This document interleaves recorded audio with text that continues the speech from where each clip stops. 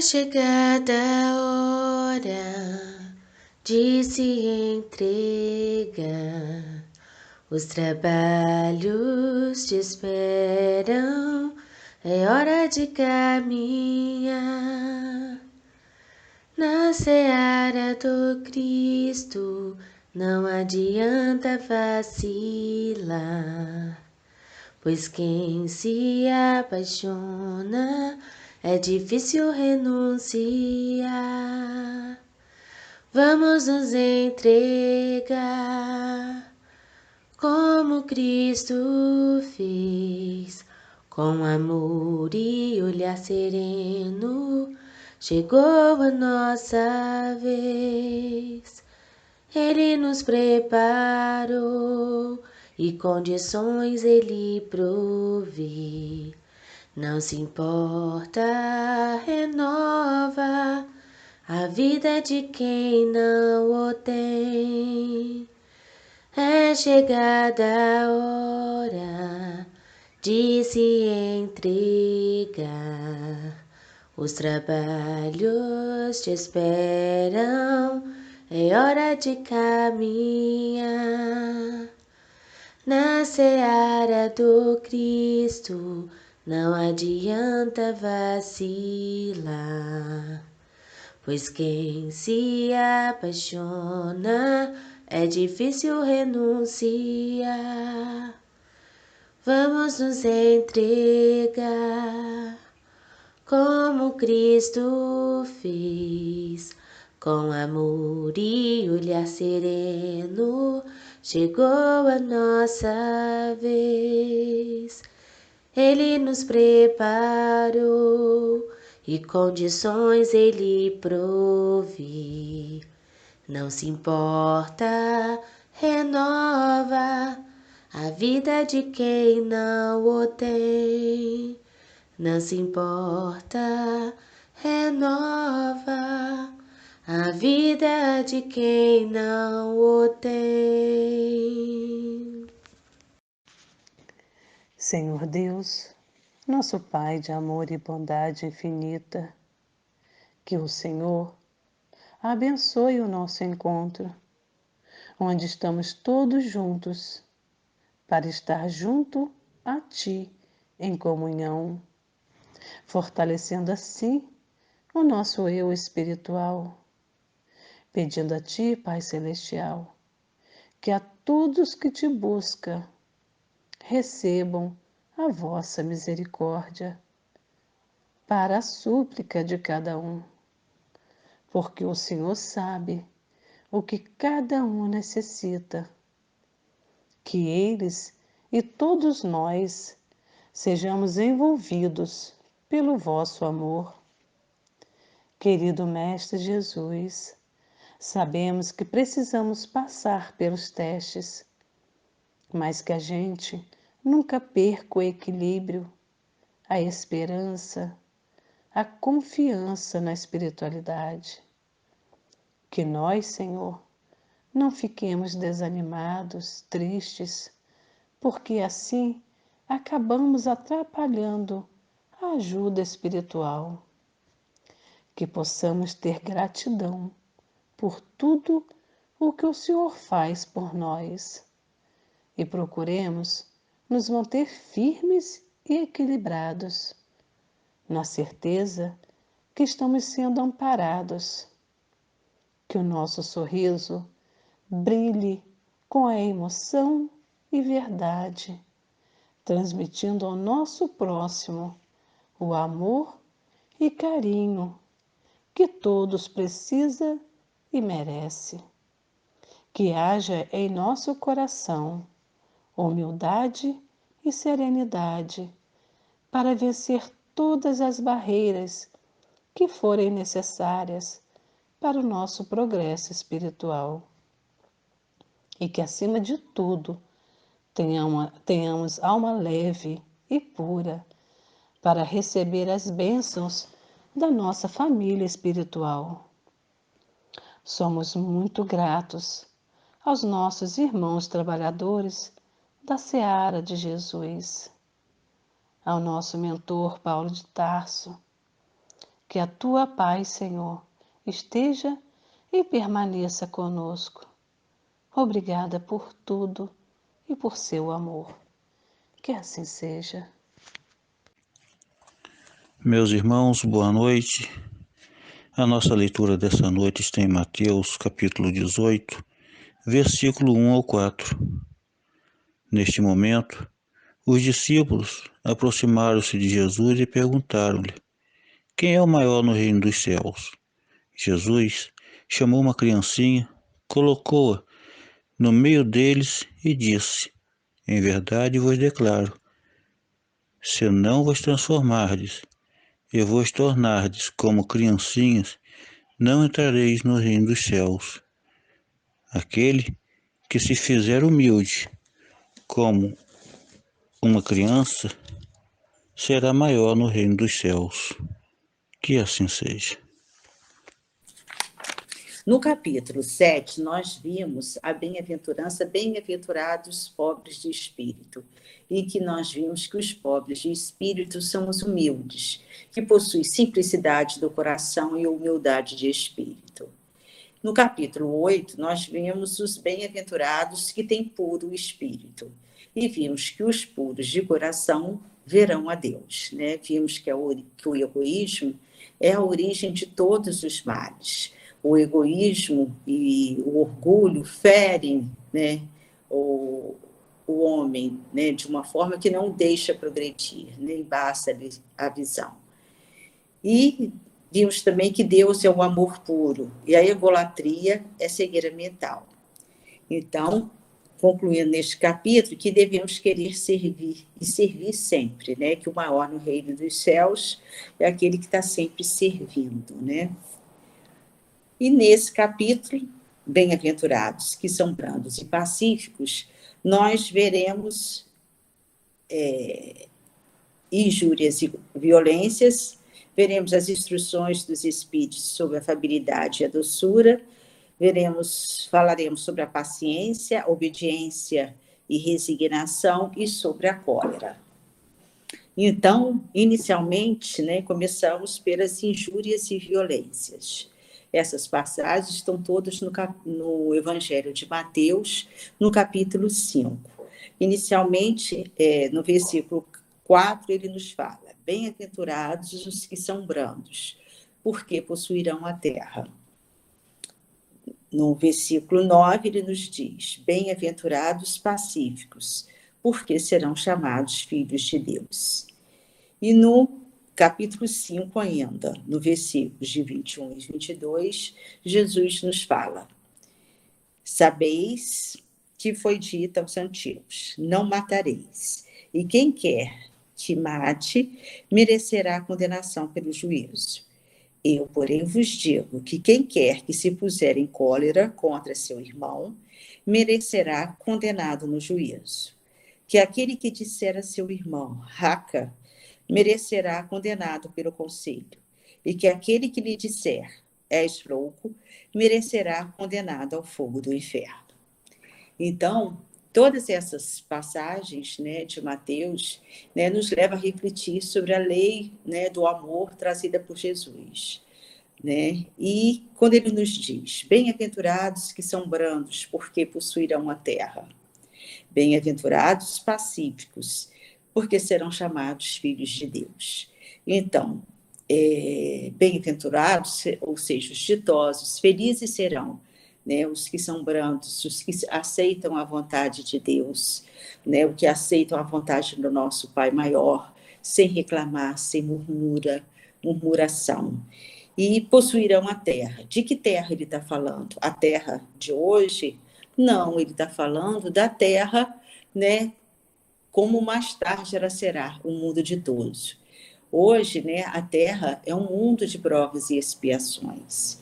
Os espíritos que aqui, né, habitam ainda são espíritos imperfeitos, trazem em si orgulho, vaidades, imperfeições morais, vaidade, ambição. Mas estamos caminhando para a fase de regeneração. E depois ela também se transformará no mundo de todos, né? temos o conhecimento da progressão dos mundos e sabemos que a Terra vive sua derradeira etapa, saindo de um mundo de provas e expiações para um mundo de regeneração. Sabemos também que no mundo regenerado, né, principalmente no mundo ditoso, onde ela será ainda, não caberá mais violência, guerras, injúria, cólera, e sim que haverá compreensão, fraternidade, cooperação e a resignação conquistada pelo conhecimento. Então, nesse mundo mais ditoso, quando a Terra for um mundo mais ditoso, os mansos aqui habitarão, os pacíficos, aqueles que desejam a paz, né, que levam a paz aos seus irmãos, né, que são solidários, fraternos. E no item 3, quando ele nos diz, né, que aquele, né, contra vós merecerá condenação no juízo, aquele que matar, e aquele que pronunciar qualquer palavra ofensiva a seu irmão, né, quer dizer, contrário, que qualquer palavra ofensiva é contrária à lei do amor. Deus, né, nosso Pai, Jesus, trouxe a lei do amor e trouxe a forma como devemos nos relacionar com nossos irmãos. Devemos nos relacionar de forma branda, de forma pacífica, perdoando, né, sempre sendo tolerantes, compreensivos. E toda palavra ofensiva, ela é contrária à lei do amor, proclamada por Jesus, né? Então, quando falamos de uma forma ofensiva, ferindo o nosso irmão, né, com ironia, com sarcasmo, né, isso tudo é contrário à lei do amor. No item 4, temos, por essas máximas, Jesus faz da brandura, da moderação, da mansietude, da afabilidade, da paciência uma lei. Condena, por conseguinte, a violência, a cólera e até toda expressão descortês de que alguém possa usar para com seus semelhantes. Então, ele condena toda palavra ferina, toda palavra irônica, de xingamentos, né, que devemos nos tratar com afabilidade. Raca, entre os hebreus, era um termo desdenhoso, que significava homem que não vale nada, e se pronunciava cuspindo e virando para o lado da cabeça. Aí, vai mesmo mais longe, pois que ameaça com o fogo do inferno aquele que disser a seu irmão, és louco. Então, nós temos que tomar muito cuidado, porque nós ainda somos muito agressivos, né, nas nossas relações. Às vezes falamos de uma forma desdenhosa, às vezes falamos de uma forma áspera, que fere ao nosso irmão, que o deixa numa situação se sentindo inferior, se sentindo mal, sentindo-se mal. Então, devemos ter cuidado com as nossas palavras, né? Elas falam muito de nós e do que vai dentro do nosso coração. Evidente se torna que aqui, como em todas as circunstâncias, a intenção agrava ou atenua a falta. Então, muitas vezes fala, mas eu não falei com aquela intenção, né? Pode atenuar a falta, mas não deixou de cometê-la, né? Mas em que pode uma simples palavra revestir-se de tanta gravidade, que mereça tão severa reprovação. É que toda palavra ofensiva exprime um sentimento contrário à lei do amor e da caridade, que deve presidir as relações entre os homens e manter entre eles a concórdia e a união. Então, né, com palavras ofensivas, né, essa união, essa fraternidade, essa concórdia fica difícil de se estabelecer, né? E que constitui um golpe desferido na benevolência recíproca e na fraternidade. Então, como sermos fraternos, né, sermos benevolentes para com o nosso próximo, se o tratarmos, né, com palavras ferinas, com sarcasmo, com violência, né? Assim como nós não queremos para nós esse tipo de procedimento, nós também não devemos proceder dessa forma. E ele também diz que isso aumenta, né, entretém o ódio e a animosidade, né, esse tipo de comportamento, esse tipo de ação, né, aumenta o ódio e a animosidade entre as pessoas. É, enfim, que depois da humildade para com Deus, a caridade para com o próximo é lei primeira de todo cristão, né? Então, estarmos atentos, né, para que possamos falar ao outro sempre com humildade, com simplicidade, com palavras brandas, né? E realmente sentirmos, não só falarmos da boca para fora, mas também procurar sempre sentir pelo outro, né, ter pelo outro esses sentimentos, né, de brandura, porque todos nós somos espíritos imperfeitos, ainda estamos procurando a evolução, procurando nos melhorarmos. Então, se aquele irmão erra, nós também erramos, então devemos ser compreensivos com ele como queremos que sejam compreensivos conosco. No item 5, ele nos diz, mas o que queria Jesus dizer por essas palavras? Bem-aventurados que são brandos, porque possuirão a terra, tendo recomendado aos homens que renunciassem aos bens deste mundo, e havendo-lhes prometido os do céu. Enquanto aguarda os bens do céu, tem o homem necessidade dos da terra para viver. Apenas o que ele lhe recomenda é que não ligue a estes últimos mais importância do que aos primeiros.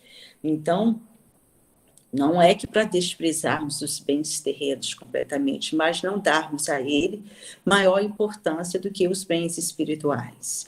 Os bens espirituais é o que realmente nós levaremos, né, que para o nosso espírito, que é o que ficará.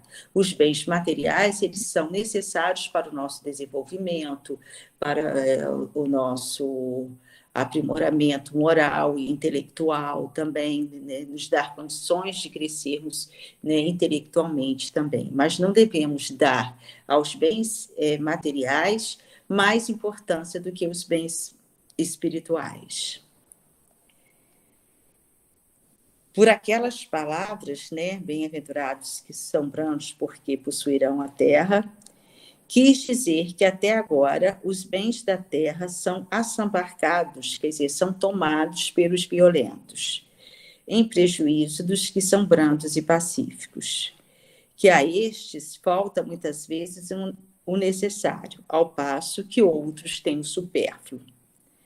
Promete que justiça lhe será feita, assim na terra como no céu, porque serão chamados filhos de Deus. Quando a humanidade se submeter à lei do amor e de caridade, deixará de haver egoísmo. O fraco e o pacífico já não serão explorados, nem esmagados pelo forte e pelo violento. Tal a condição da terra, quando, de acordo com a lei do progresso e a promessa de Jesus, se houver tornado o mundo de todos, por efeito do afastamento dos maus. Então, nós sabemos que essa condição da terra, como mundo de provas e expiações, é temporário, né? Ela se transformará, né, no mundo de todos, passará pelo mundo de regeneração e, posteriormente, será um mundo de todos. Nesse mundo de todos, não haverá lugar para aqueles que cultivarem sentimentos de egoísmo, de revolta, de cólera, de orgulho, né? Então, nesse mundo de todos, os espíritos imperfeitos terão se transformado, né? Já terão feito a sua jornada evolutiva, e ali quem habitará são os espíritos mais evoluídos, que estão isentos desses sentimentos inferiores. A Terra, um dia, né, será tomada por esses espíritos mais evoluídos, né, quando for o mundo de todos.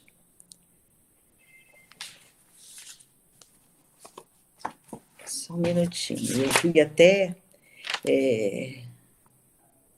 Só um minuto, gente. Ele nos fala, né, que muitos dizem, às vezes, não quero mais se reencarnar na Terra, né? E, na verdade, posteriormente, a Terra será esse mundo regenerado, né? Esse mundo, né? Esse planeta, esse mundo mais ditoso, né? Onde terão espíritos evoluídos. Se aqui estivermos, né, reencarnando, será uma satisfação, sinal que nós, né, evoluímos. E aí vamos ver as instruções dos espíritos. A primeira instrução é sobre a afabilidade e a doçura. É o espírito de Lázaro, em Paris, 1861. E ele nos diz: a benevolência para com seus semelhantes, fruto do amor ao próximo, produz a afabilidade e a doçura, que lhe são as formas de manifestar-se.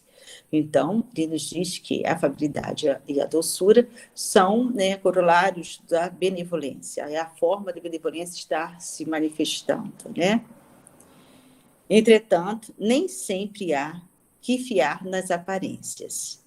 A educação e a frequentação do mundo podem dar ao homem o verniz dessas qualidades.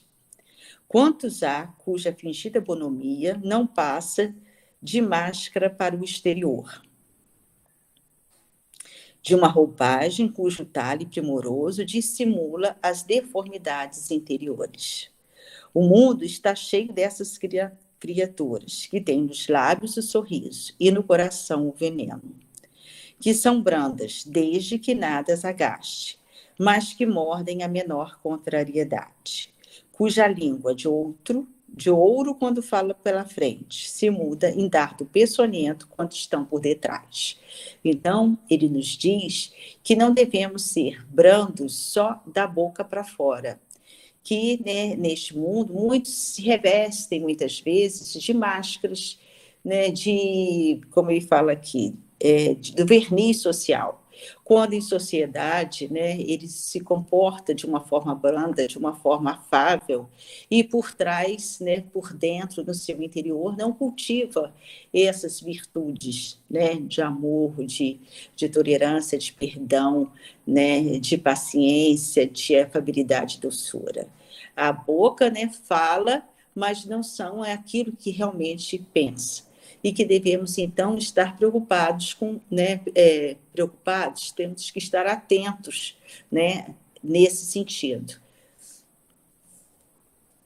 E que são brandas, né, desde que nada as agaste, ou seja, desde que tudo caminhe da forma como ela deseja, ela vai ser uma pessoa branda, mas a partir da primeira contrariedade, né, que não seja satisfeita as suas vontades, tudo se transforma. A essa classe também pertencem esses homens de exterior benigno, que, tirando os domésticos, fazem que suas famílias e seus subordinados lhes sofram o peso do orgulho e do despotismo, como a quererem desforrar-se do constrangimento que fora de casa se impõe a si mesmo. Então, agem fora de casa de uma forma e dentro do seu lar agem de forma totalmente diferentes. São aqueles tiranos domésticos. Para os outros, são afetuosos, são afáveis, prestativos. E dentro do seu lar, são verdadeiros tiranos. Tratam com agressividade, né? E com autoritarismo, né? Na verdade, são odiados, são temidos dentro dos seus lares. Aqui, ele fala, né? Como a quererem desforrar-se do constrangimento que fora de casa se impõe a si mesmo. Não se atrevendo a usar de autoridade para com os estranhos, que os chamariam à ordem, acham que pelo menos devem fazer-se temidos daqueles que lhe não podem resistir. Envaidecem-se de poderem dizer: aqui mando e sou obedecido, sem lhes ocorrer que poderiam acrescentar: e sou detestado. Então, fora, né, nas suas relações sociais, do trabalho, fora do seu lar, né, age de uma maneira, e dentro, né, do seu lar age como tiranos, né, como autoritários, como déspotas.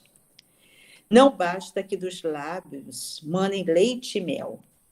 Se o coração de modo algum lhe está associado, só há hipocrisia, né? E aí são os hipócritas, né, que agem, né, no mundo exterior, a aparência exterior é de um jeito, né, mas o seu interior, né, é como sepulcro caiado, né? Aquele cuja afabilidade e doçura não são fingidas nunca se desmente. É o mesmo, tanto em sociedade como na intimidade. Então, os verdadeiros, né, aquele que tem realmente afabilidade e doçura, eles vão ser assim em todos, né, os lugares, seja no seu lar, nas suas relações sociais, no seu trabalho, né, nas suas relações do dia a dia, né? Esses, ao demais, sabem que pelas aparências se consegue enganar os homens. A Deus ninguém engana. Então, Deus, nosso Pai, conhece, né, o nosso interior, sabe de cada um de nós. Podemos, né, enganar os homens, mas a Deus ninguém engana. Agora nós vamos, né, outro tópico trazido pelos espíritos é a paciência. Um espírito amigo, né, vai nos falar sobre a paciência, né, que é uma das qualidades que leva o homem a ser manso e pacífico, né? Aqui ele vai se referir à paciência em relação aos sofrimentos, porque passa o homem na Terra, em relação aos outros, em todos os relacionamentos. E ele fala: a dor é uma bênção que Deus envia a seus eleitos. Não vos aflijais, pois, quando sofrerdes. Antes, bendizei de Deus onipotente, que pela dor neste mundo vos marcou para a glória no céu. Então, quando a gente lê assim, quando fala, né, a dor é uma bênção, né, que Deus envia a seus eleitos, né, parece forte, né? Quem são os eleitos de Deus? Todos os espíritos criados por Ele, sejam esses encarnados ou desencarnados, né, evoluídos, né, ou em desenvolvimento, né? O que ele nos diz é que a dor, né, nos é dada para que possamos estar redimindo os nossos erros. Sabemos que somos espíritos eternos, né? Somos espíritos que já vivemos outras encarnações, né? Trazemos máculas, trazemos ainda muitos erros, tribulações de vidas passadas. E a Terra, como um mundo de provas e expiações, como um hospital, como uma escola, né? Pode ser considerado um hospital, uma escola, né?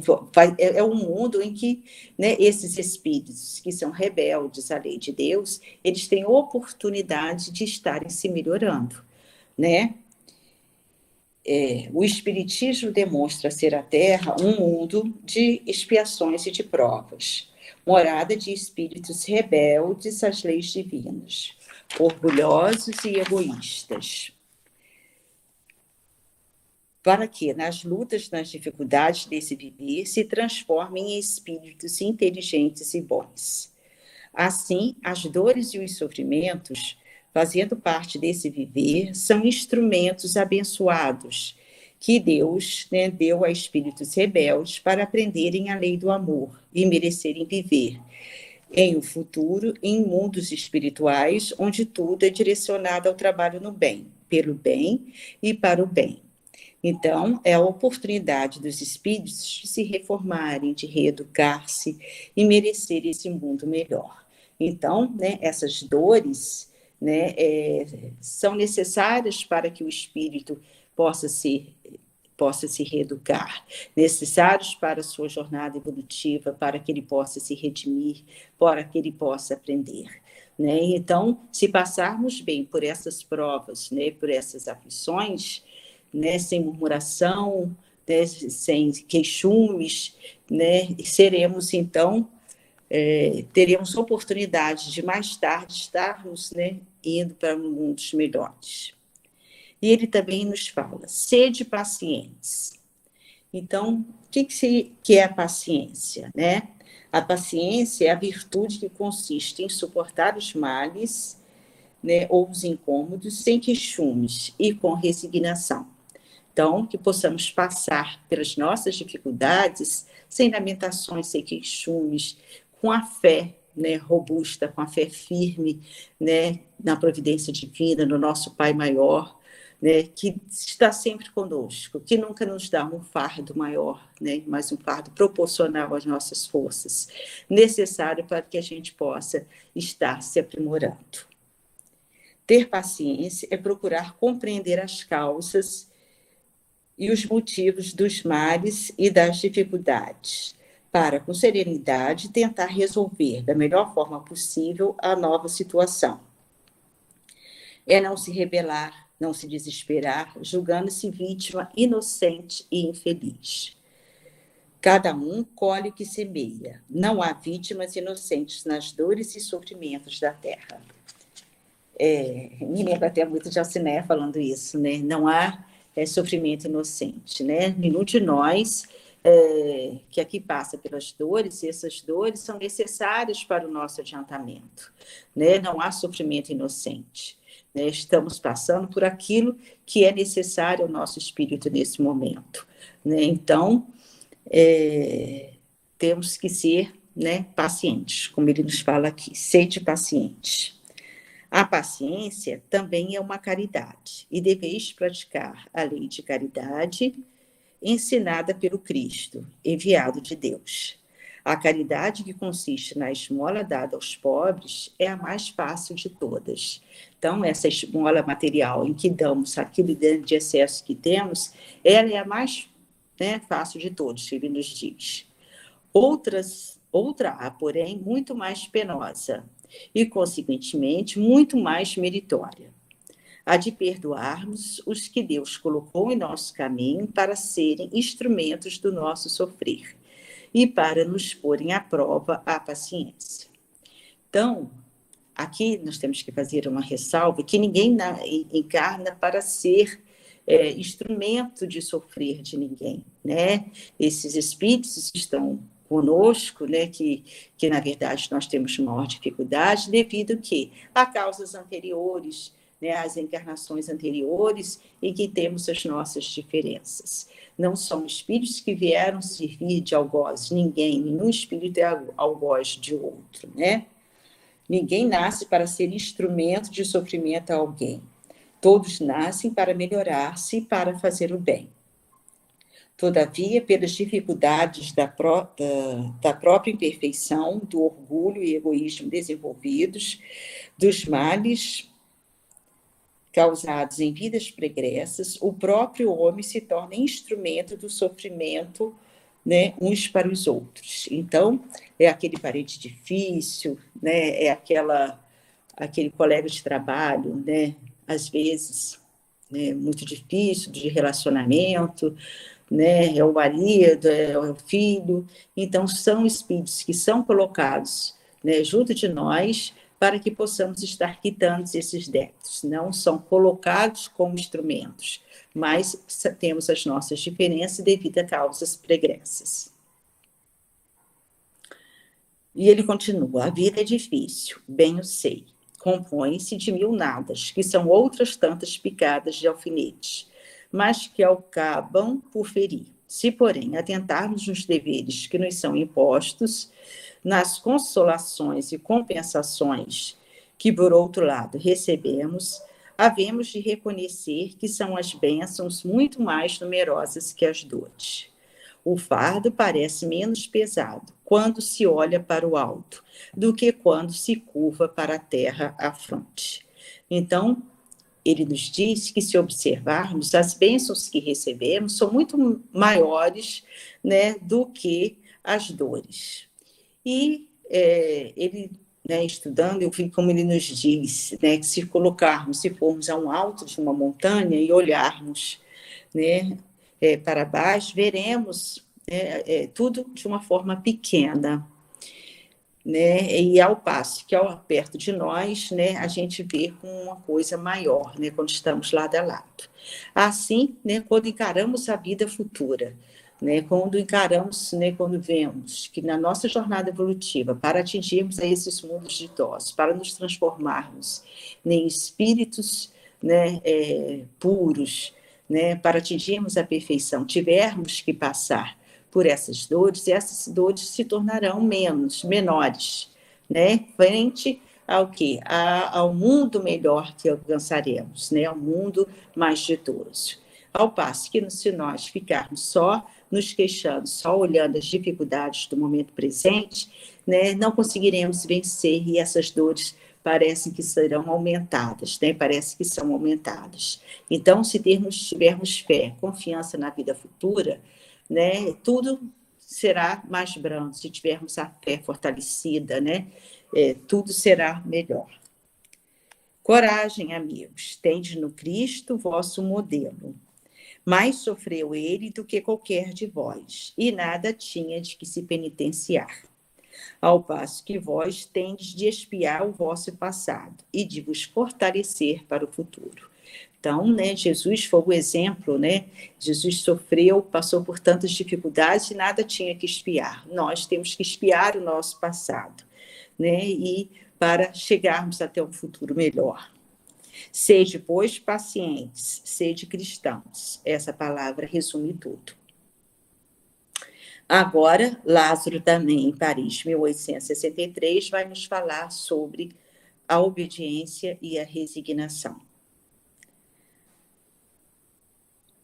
A doutrina de Jesus ensina, em todos os seus pontos, a obediência e a resignação. Duas virtudes companheiras da doçura e muito ativas. Se bem os homens erradamente as confundam com a negação do sentimento e da vontade. A obediência é o consentimento da razão. A resignação é o consentimento do coração. São forças ativas ambos, porquanto carrega o fardo das provações, que a revolta insensata deixa cair. Então,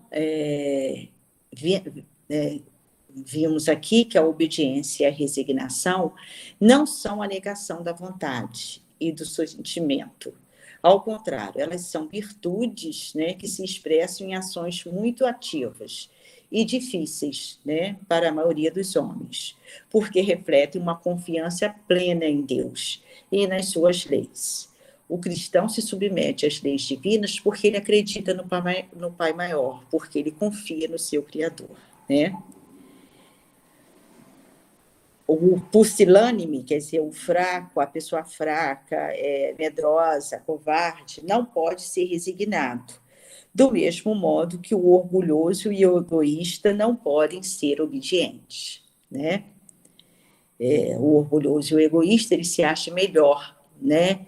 Ele está até acima do nosso Pai maior. Então, ele não tem como, né? Não aceita, né? O seu orgulho não o permite ser obediente e resignado, né? Jesus foi a encarnação dessas virtudes que a antiguidade material desprezava. Ele veio no momento em que a sociedade romana perecia nos desfalecimentos da corrupção.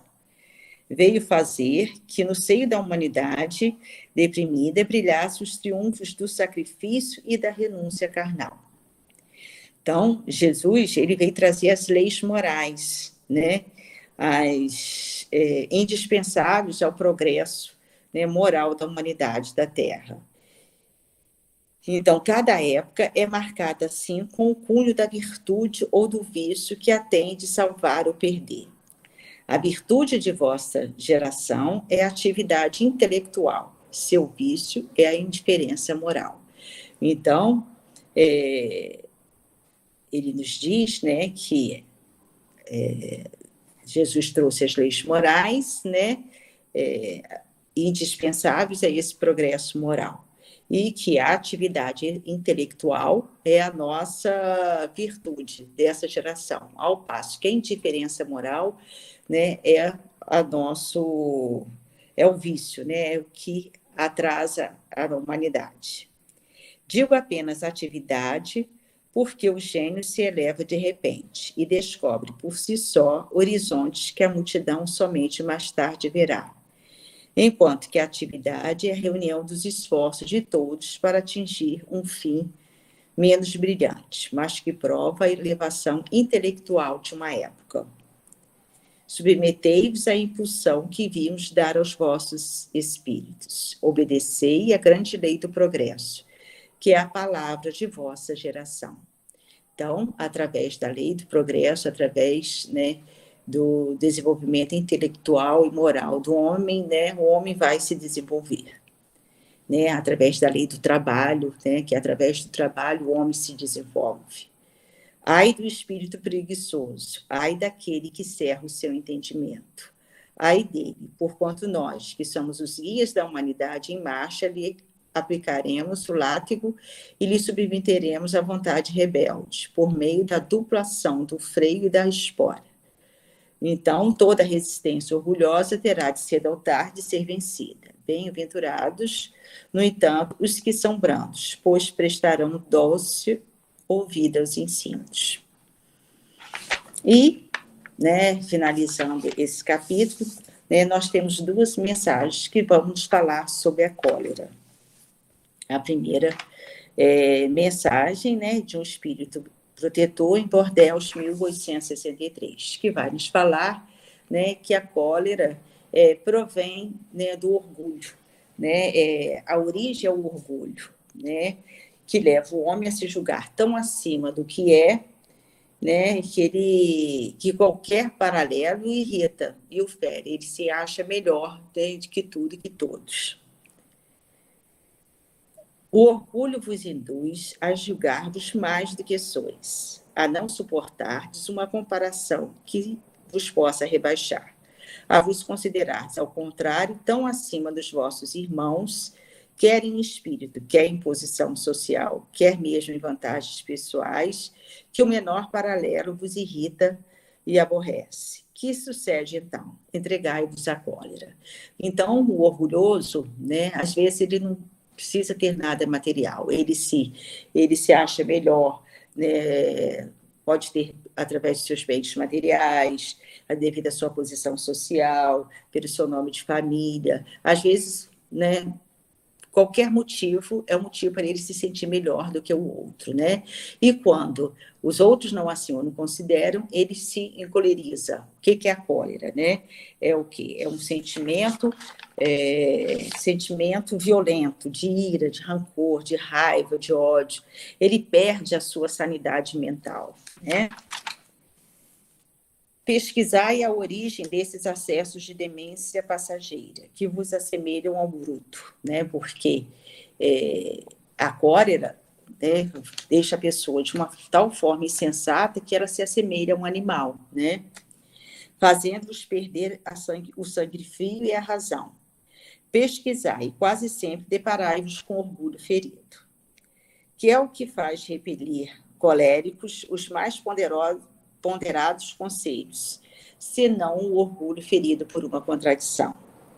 Até mesmo a impaciência, que se origina de contrariedades, muitas vezes puerísticas e contrariedades pequenas, né, decorrem da importância que cada um liga à sua personalidade, diante da qual entende que todos se devem dobrar. Então, o orgulhoso acha que ele é melhor do que todos, né, que os outros devem se dobrar à sua personalidade. Então, quando isso não acontece, quando ele tem o seu orgulho ferido, ele se encoleriza. Em seu frenesi, o homem colérico a tudo se atira. A natureza bruta, aos objetos inanimados, quebrando-os, porque se não lhe obedece. Né? Aqueles rompantes de raiva que joga tudo longe, né? E toma, às vezes, atitudes que mais tarde, né, ele até se arrepende, mas que naqueles momentos insanos, né, ele se encoleriza de tal forma que não pensa em nada, né? Nesses momentos, pudesse ele observar-se a sangue frio. Ou teria medo de si próprio, ou bem ridículo se acharia. Imagine ele por aí, que impressão produzirá nos outros. Quando não fosse pelo respeito que deve a si mesmo, cumpria-lhe esforçar-se por vencer um pendor que o torna objeto de piedade. Né? Que ele diz que a pessoa colérica é alvo de piedade dos outros. Né? Se ponderasse que a cólera a nada remedeia, que lhe altera a saúde, compromete até a vida, reconheceria que seria ele próprio a sua primeira vítima. Então, né, todo sentimento assim, de cólera, de ira, de mágoa, de rancor, esses sentimentos fazem mal principalmente àquele que os sente, né? Causa-lhe doenças físicas, psíquicas, né? Mas outra consideração, sobretudo, deveria contê-lo, a de que torna infelizes todos que o cercam, né? Então, os familiares sofrem, as pessoas que convivem com aquela pessoa sofrem, né? Porque não sabem que ela é capaz, de repente ela, né, perde a razão, né? E tornando felizes todos aqueles que o cercam. Se tem coração, não lhe será motivo de remorso fazer que sofra os entes a quem mais ama. E que pesar mortal, se no acesso de fúria praticasse um ato que houvesse de deplorar toda a sua vida. né? Porque nós sabemos que, às vezes, tem gente que fica tão desvairado, tão colérico, né, que atenta contra a própria vida, contra a vida do outro, toma atitudes que, em sã consciência, jamais tomaria, que fere os outros e a si mesmos, né? Em suma, a cólera não exclui certas qualidades do coração, mas impede se faça muito bem e pode levar à prática de muito mal. Então, não significa que aquele, né, que possui, que seja colérico, né, que possui a cólera, ele não faça o bem, mas esse sentimento faz com que ele não faça tanto bem quanto poderia, né? E pode levar à prática de muito mal, né? Que inadvertidamente ele pode causar muito mal, né? Isso deve bastar para induzir o homem a esforçar-se pela dominar. O espírito, ao demais, é concitado a isso por outro motivo. A de que a cólera é contrário à caridade e à humildade cristãs, né? Então, isso aí foi um espírito, essa mensagem foi de um espírito protetor. A outra mensagem é de Hahnemann, né, em Paris, 1863. E ele nos diz, deixa eu ver se tem alguma mensagem, gente, eu estou indo direto, se tiver alguma dúvida.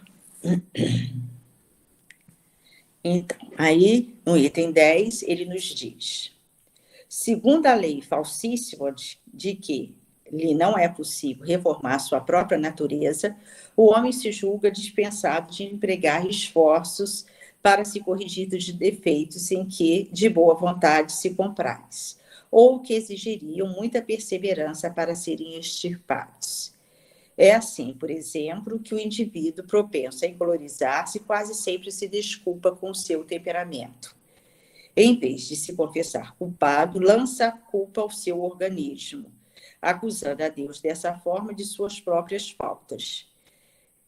É ainda uma consequência do orgulho, que se encontra de permeio a todas as suas imperfeições. É aquele que fala, né? Ah, eu sou assim mesmo, né? Eu não sei, não tem como mudar, eu nasci assim, né? Está tendo sempre justificativas. E nós, né, sabemos que através do esforço, da vontade, tudo isso pode mudar. Na questão 909 do Livro dos Espíritos, fala sobre isso, sobre essa mudança, né? Que se realmente quisermos mudar. 909, só um minutinho, gente. Aqui.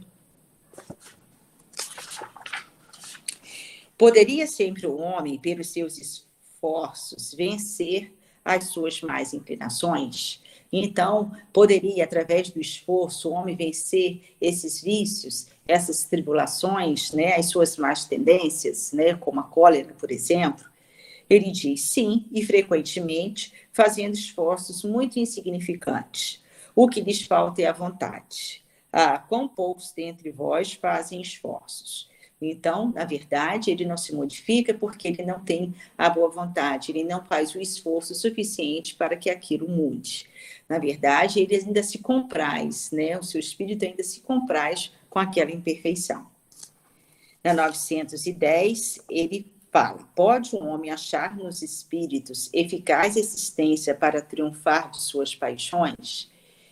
E ele fala, se o pedir a Deus e ao seu bom gênio, com sinceridade, os bons espíritos lhe virão certamente em auxílio, porquanto é essa a missão deles. Então, se aquilo realmente o incomodar e ele quiser mudar, né, além de contar com seus esforços, ele pode pedir a Deus, né, pode pedir com sinceridade a Deus e aos espíritos protetores, aos seus amigos espirituais, para que possam estar ajudando-lhe nessa empreitada, para que ele possa vencer as suas más inclinações, né? 911, Kardec pergunta, na pergunta 911, não haverá paixões tão vivas e irresistíveis que a vontade seja impotente para dominá-las? E os espíritos respondem, há muitas pessoas que dizem, quero, mas a vontade só lhes está nos lábios. Querem, porém, muito satisfeitos ficam que não seja como querem. Quando o homem crê que não pode vencer as suas paixões, é que seu espírito se compraz nelas, em consequência da sua inferioridade. Compreende a sua natureza espiritual aquele que as procura reprimir. Vencê-las é, para ele, uma vitória do espírito sobre a matéria. Então, não há nenhuma paixão, de que a força de vontade, não consiga vencer, mas quando o espírito ainda se compraz com essas imperfeições, fica difícil, de vencer. E ele continua. Indubitavelmente, temperamentos já que se prestam mais que outros a atos violentos, como a músculos mais flexíveis que se prestam melhor aos atos de força. Não acrediteis, porém, que aí resida a causa primordial da cólera, e persuadi-vos de que um espírito pacífico, ainda que num corpo bilioso, quer dizer, inclinado à cólera, de mau gênio, será sempre pacífico, e que um espírito violento, mesmo no corpo linfático, no corpo com problemas, doente, não será brando. Porque, na verdade, essas características, elas são características do espírito e não características do nosso corpo físico. A matéria não interfere nesse tipo, de procedimento, no nosso espírito. Não dispondo, aí ele fala, mesmo no corpo linfático não será brando. Somente a violência tomará outro caráter. Não dispondo de um organismo próprio a quem lhe secundar a violência, a cólera tornar-se-á concentrada, enquanto no outro caso será expansiva. O corpo não dá cólera àquele que não a tem, do mesmo modo que não dá aos outros vícios, O nosso corpo não dá nenhum vício, Todas as virtudes e todos os vícios são inerentes ao espírito.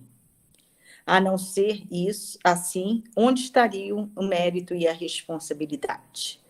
O homem deformado não pode tornar-se direito, porque o espírito nisso não pode atuar. Ele não pode atuar na parte física, não pode modificar o estado físico daquele corpo. Mas pode... Desculpa, gente.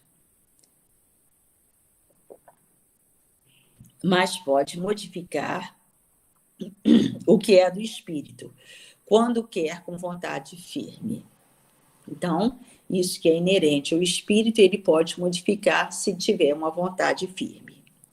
Não vos mostra a experiência, a vós espíritas, até onde é capaz de ir o poder da vontade, pelas transformações verdadeiramente miraculosas que se operam sobre as vossas vistas?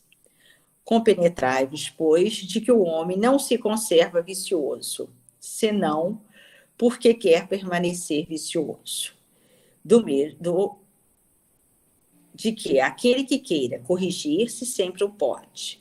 De outro modo, não existiria para o homem a lei do progresso, Então, os vícios são inerentes ao espírito ainda, são as falhas, que ainda trazemos em nós, Nós podemos modificar, fazer mudanças em nós quando assim o quisermos, quando tivermos a plena convicção, tivermos a vontade, a perseverança de querermos modificar.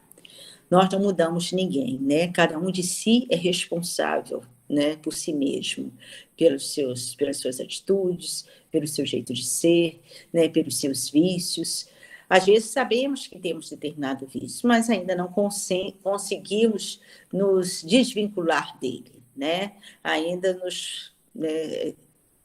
para nós ainda é forte e a gente não consegue vencê-lo, Mas que possamos estar conscientes, dos nossos erros, das nossas falhas, das nossas qualidades, procurar conhecer a nós mesmos, Isso tudo exige de nós um conhecimento, um autoconhecimento, Nós sabemos que estamos caminhando para uma terra regenerada, para um mundo mais ditoso, E queremos estar nessa terra, Queremos caminhar, para esse mundo de regeneração. Que possamos fazer as transformações necessárias, em nosso interior, Que possamos despertar para a necessidade de melhoria, para a necessidade do nosso progresso moral, né, do nosso progresso espiritual. Né, convivermos, né, com os nossos irmãos de uma forma fraterna, de uma forma solidária. Estudando, eu vi uma mensagem de Emmanuel que eu achei muito interessante, muito boa, né, que fala sobre a paz, né? E eu vou ler e terminar encerrando com ela. Ela está no livro... qual é? Deixa eu ver aqui o nome do livro. Caminhos de Volta, né, de Chico Xavier, pelo Espírito de Emmanuel. E nos diz, diante da paz, nunca é demais afirmar que a paz começa em nós e por nós.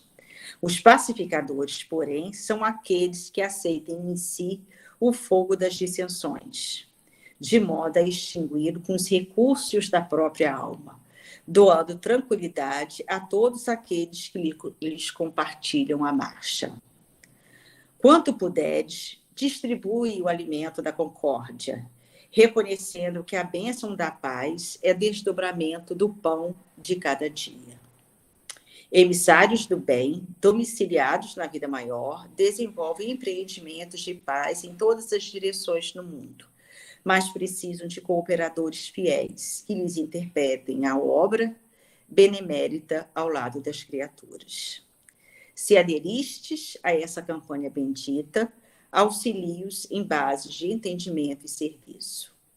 Onde a palavra seja convocada ao socorro fraterno, fala auxiliando. E se o mal aparece por desequilíbrio de forças, conturbando situações, corrige o mal com amor, limitando-lhe a influência ou curando-lhe as feridas. Se agressões repontam à frente, considere que as enfermidades ocultas atacam em todos os lugares e ampara as vítimas de semelhantes arrastamentos, na certeza de que a tolerância, agindo construtivamente, é a terapêutica que nos presume a todos contra os assaltos da violência.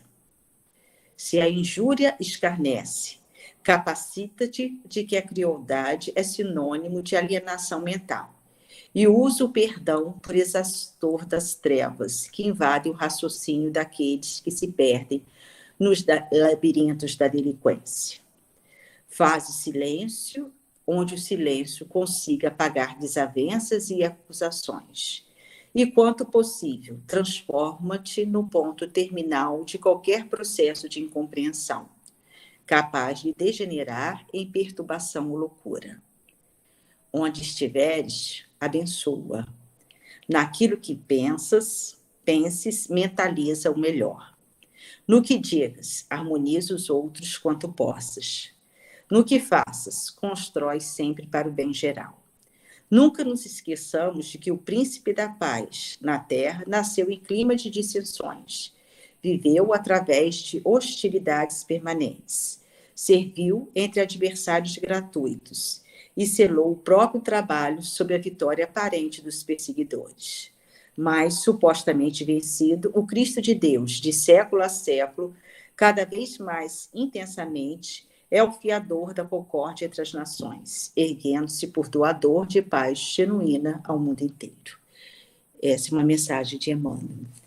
Então, queridos irmãos, obrigado a todos, né, que possamos, né, ter feito, né, um bom aprendizado, né, uma boa noite, que a paz do nosso Senhor Jesus Cristo esteja junto de nós, hoje e sempre. Boa noite a todos. Muitas bênçãos, tá? Vamos agora chamar o nosso hino e a nossa prece. Tua verdade era a verdade do mundo, mas a verdade do mundo não satisfaz. A tua dor era um pesar tão profundo que dentro de ti não cabia mais. Pega teu arado e prossegue sorrindo a tua tarefa. ama, trabalha, semeia e espera. Nesta estrada somente quem dá mais do que recebe, dá o testemunho de quem nunca esquece. Andai como filhos da luz, tua missão é iluminar. Vós sois todos filhos da luz, espalhai tua luz em todo lugar. Hoje tua estrada é adornada de flores, segues teu rumo sem olhar para trás, pois descobriste a alegria que existe em espalhar tua luz em sopros de paz. Pega teu arado e prossegue sorrindo a tua tarefa. Ama, trabalha, semeia e espera. Nesta estrada somente quem dá mais do que recebe, dá o testemunho de quem nunca esquece. Andai como filhos da luz, tua missão é iluminar.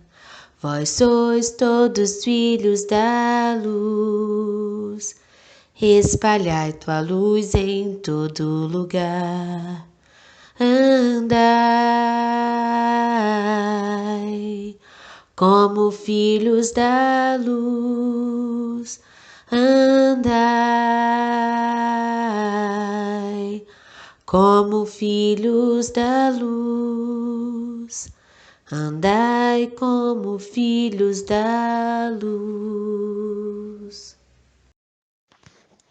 E assim, querido Jesus, nós agradecemos por tua companhia, tua misericórdia, e pedimos perdão, Senhor, por sermos ainda imaturos perante vossa lei, desobedientes, rebeldes pelos desígnios do Senhor, reconhecendo que se hoje passamos pelo que passamos, são por nossas atitudes errôneas. Mas o teu amor, Senhor, e a tua confiança em nós é o que hoje nos faz acreditar que vamos conseguir melhorar as nossas atitudes. Se pararmos para refletir sobre nossa reencarnação atual, quantas coisas nos arrependemos de ter feito ou porque deixamos de ter feito. Mas que isso, Senhor, não prejudique o nosso porvir. Sabemos, Senhor, que o Senhor tem muitos propósitos para nós, que possamos ser merecedores e possamos realizá-los da melhor forma possível. Força, fé, alegria e esperança sempre para conquistar nossos ideais. Confiança sempre no nosso querido Pai Celestial, que tanto trabalha para nos ver bem. Ele quer a nossa paz, o nosso bem-estar. Que possamos ter sempre em nossa mente que somos muito amados. Que possamos sempre estar vigilantes para que não caiamos em tentação. Só temos a te agradecer, Senhor, por tanto amor, tanto carinho, tanto zelo, Senhor, que tem por nós. Querido Jesus, nós te pedimos mais uma vez, Senhor, que abençoe a nossa noite, que esteja sempre junto a nós, Senhor, nos aconselhando, nos amparando, nos protegendo. Muito obrigado, Senhor, por mais esta oportunidade. Que assim seja.